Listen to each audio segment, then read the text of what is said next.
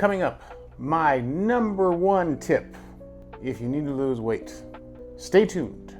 What worked for me to lose a lot of weight. Welcome y'all to the Chub to Champ YouTube channel. Thank y'all for watching. YouTube stuff first, like and subscribe, comment, please.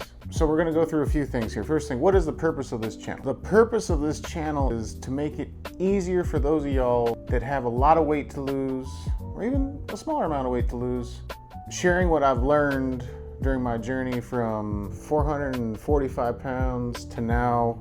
Today I woke up 210. Some days I'm like 207, 206, around 238 pounds. Nowadays I say over 230 because I seem to be stabilizing in there.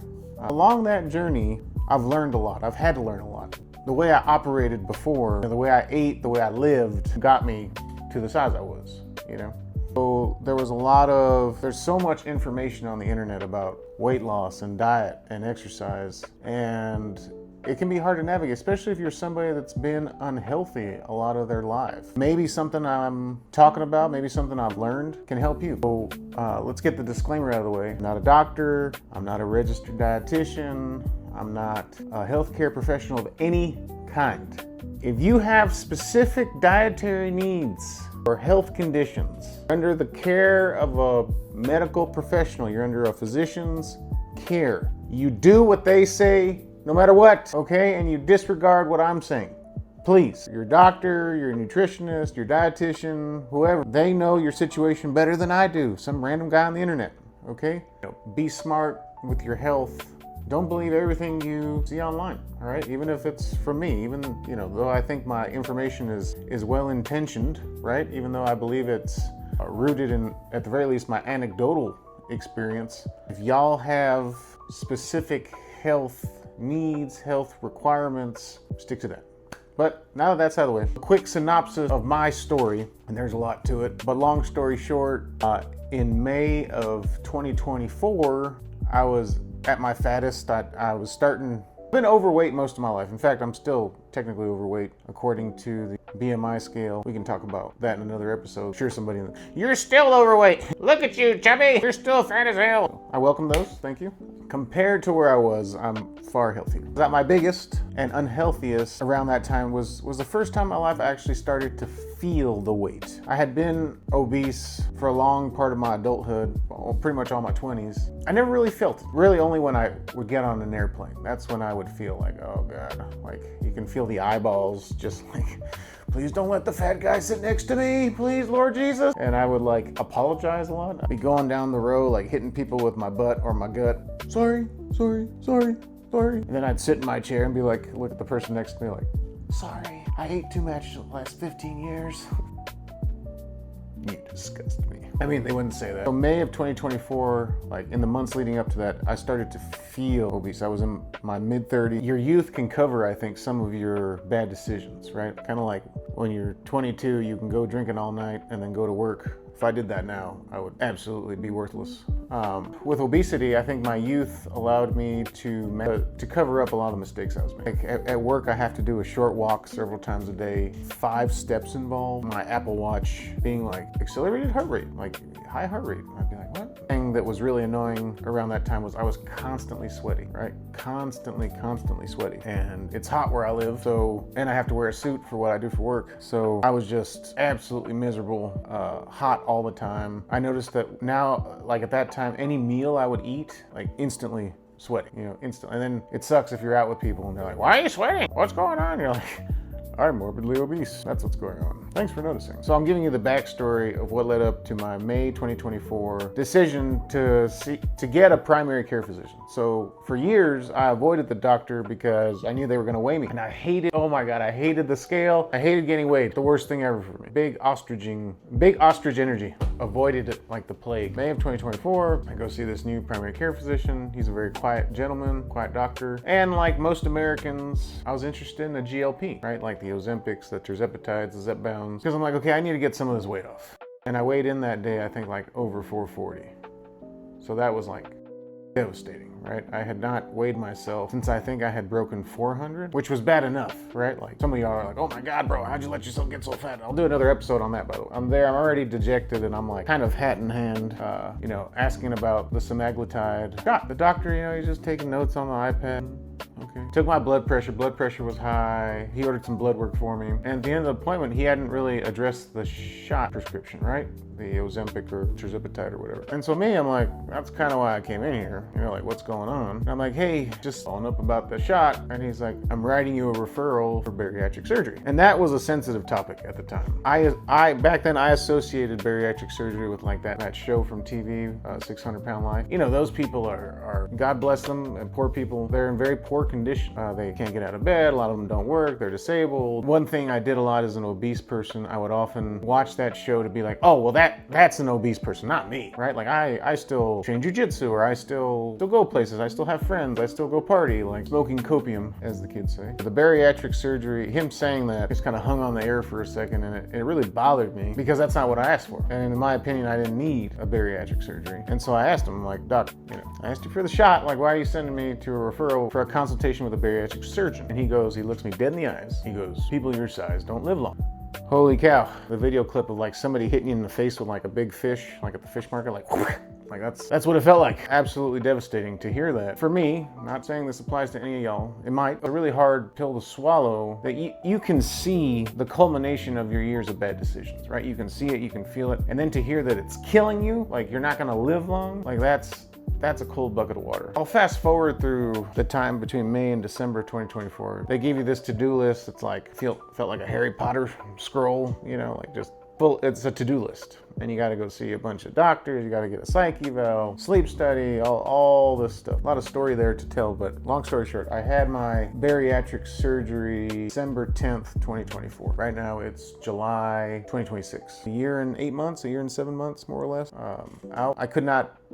I could not be happier with my result. I had a procedure called the SADI, that stands for single anastomosis duodenal ileal. I remember the name of that. I don't remember what each term means, but you know, this is not a medical or scientific description, but essentially they do a vertical sleeve gastronomy, so that's the sleeve, right? Plus they bypass some of your small intestine so that you don't absorb as much of the calories. And the reason I got that surgery per my surgeon's recommendation, because I was so fat, because I was so obese. Like a regular sleeve wasn't gonna do it. The shots weren't gonna do it according to the doctors I spoke to. And so yeah, and it's been nothing short of a miracle. Super happy with the results. One thing that was important to me to do concurrently with the weight loss was to become ACT, because what I've seen from other recipients of the surgery is that they often, I don't know how to put this delicately, so I'll just say it, they just look like shrunken fat people, right? They don't look like people that are athletic or in shape. They just look like, okay, they were this big and now they're this big, but they're still like very chunky and very soft and not very athletic, right? In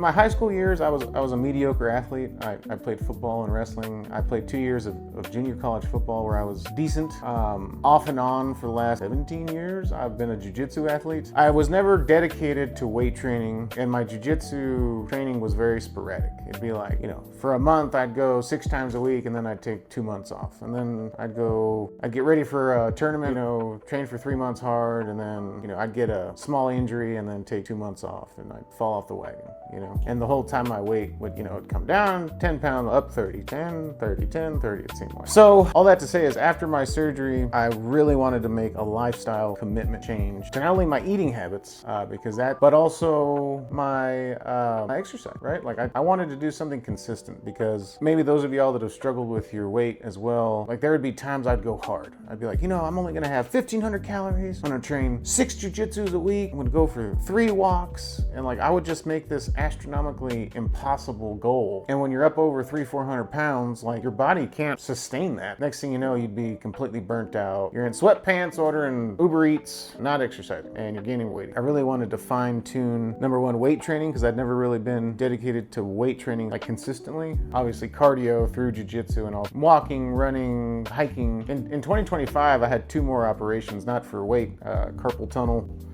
I don't know if you can see the scars on there. I had those. Then I had a massive, nasty cyst taken out of my back. So those delayed my return to jiu-jitsu. So I'd say I've been consistent with jiu-jitsu and weightlifting for approximately a year, a solid year. And I'm happy with the results. I feel like I have an athletic shape, albeit I'm not bodybuilding ready. You know, I don't have abs still. I have quite a bit of loose skin. I'll show y'all what it looks like. For those of y'all with a great physique, it's not a great physique. Compared to where I was, you know, this is a great physique. Objectively, I know. Still ways to go. I do plan on continuing to lift and exercise and fine tune the diet. My current routine is to do 5 jiu-jitsu classes a week and do a push-pull leg split. I plan on doing videos on all those just to show y'all kind of what I do. I do try and take a pretty strenuous hike that we have locally here twice a week, although if there's anything that gets cut from my routine, it's that. But I'm trying to juggle the time and I consider the 5 jiu-jitsus non-negotiable. I consider the 3 weightlifting sessions, push-pull legs, non-negotiable. I found that amount of volume is sustainable for me. I know ideally you would train each body part twice a week, but I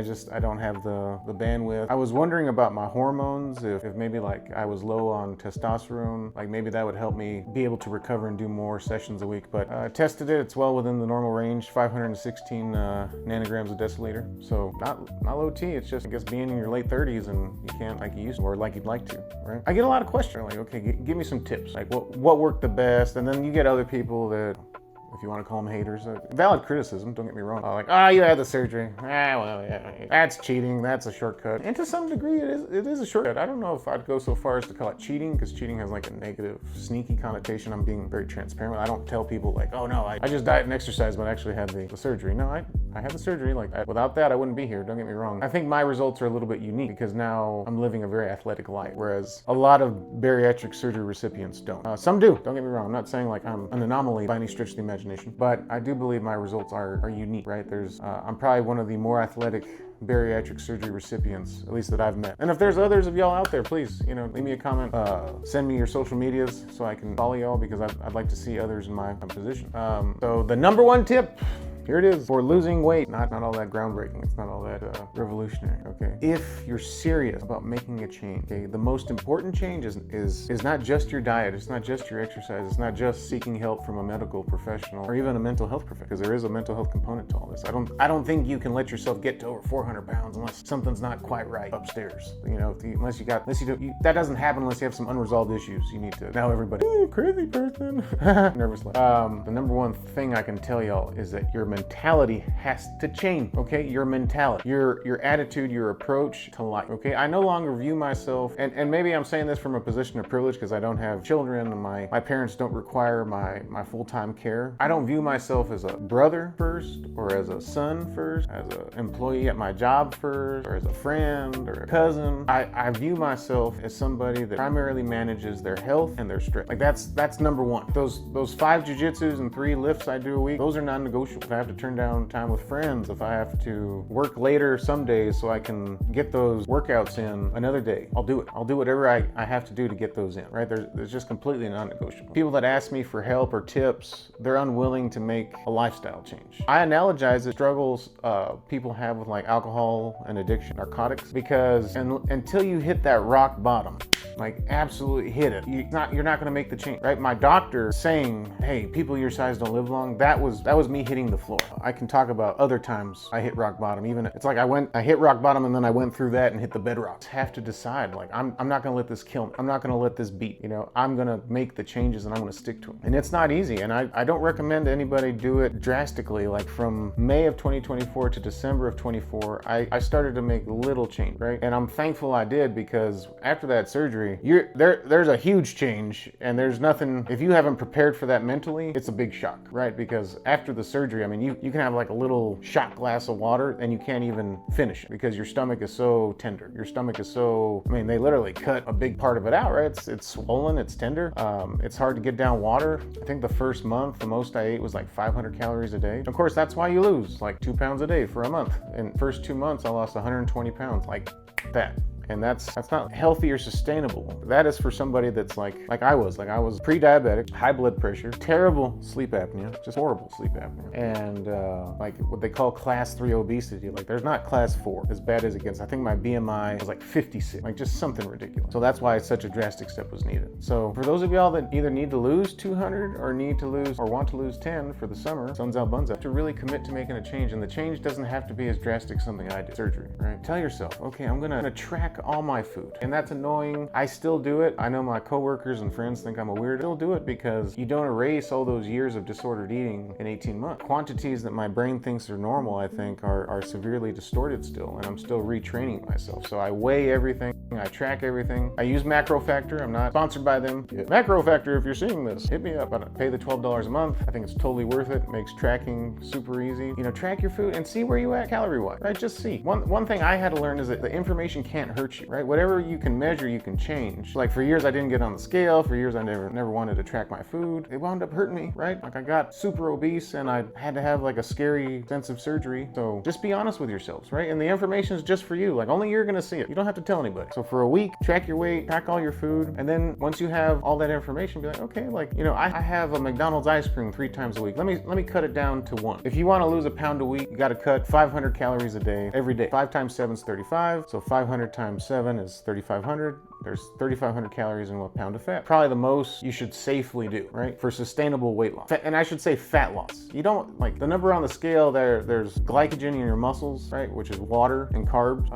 Obviously there's actual food you've eaten that's sitting in your small intestine. So let's not get too hung up on the number. Let's focus more on losing weight the right way. You don't want to lose muscle mass, which is a problem a lot of bariatric surgery recipients and GLP-1 users have, because they're eating so little, they're not having enough protein to maintain their muscle. You don't want to do that either. Speaking for myself, I don't want to look like just a smaller fat person. I want to look like an athletic person, right? I want to have a decent physique. Track your food. You know, it starts with the mentality change first, then information collection, and then small changes, small little changes. You track your macros, you see there's quite a bit of fat in your diet. Fat has 9 calories per gram, which is more than carbs and protein, okay? Cutting the fat can really drastically reduce your calories. Another thing to watch out for are foods that have a small volume but high calorie. One thing that's really helps me is having foods with a large volume and small calorie. You don't want the inverse of that, small volume, large calorie. So what kind of foods are those? Chip, cookies, all your sweets, all your ice creams. You know, you look at a serving size, it's like for instance, cashews. Just a little handful of cashews, that's like 200 calories. When I was obese, I'd throw back 10 handfuls like it's nothing. Like that's probably 2,000 calories and it's not even a big deal, right? Be on the lookout for that. I'll do videos on healthy snacks. I'll do videos on the meals I cook. If you watched till this long, thank you for watching. Really appreciate it. A lot of people ask me if I'm on steroids. I'm not on any steroids. I'm not on any peptides. I'm not on any SARMs. Okay, completely natural. I do enjoy HTLT supplements, Turk